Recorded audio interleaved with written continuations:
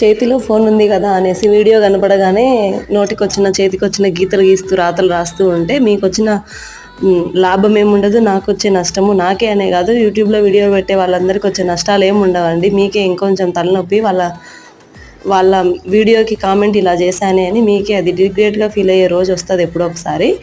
ఎవరిని ఉద్దేశించి అనట్లేదు, ఎందుకో నాకు అనిపించింది చెప్పాను. నాకు కొన్ని కామెంట్లు వచ్చినాయి కాబట్టి. ఇంకా ఈరోజు మా ఇంట్లో లంచ్కి వచ్చేసి బీన్స్ కర్రీ చేస్తున్నాను. ఈ కర్రీలు చేయడము, పప్పు చేయడం వల్ల ఉపయోగం నైట్కి కూడా ఇదే ఉంటుంది. ఏ ఫ్రైయో నేను పచ్చడో చేసుకున్నా మళ్ళీ నైట్ ఇంకో వంట చేయాల్సి వస్తుంది. నాకు పిల్లలతో అవ్వదనమాట. అందుకోసం ఒకేసారి చేసి నైట్కి చపాతీనో రొట్టెనో మళ్ళీ రైసో పెట్టుకోవచ్చు, లేదా దోశలో వేసుకొని తినొచ్చు కదా, అందుకోసం కర్రీ చేసేసాను. ఈ బీన్స్ కర్రీ ఎవరైనా చేస్తే ఫ్రైయే చేసుకుంటారు దాదాపు. కర్రీ చేసుకునే వాళ్ళకి ఒక చిన్న టిప్ చెప్తాను. గ్రేవీ రావాలంటే కొంచెం ఒక్క స్పూన్ శనగపిండి వాటర్లో కలిపేసి వేసేయండి, చాలా టేస్ట్గా కూడా ఉంటుంది. ఒకసారి ట్రై చేయండి, నచ్చితే కామెంట్ చేయండి, లైక్ చేయండి.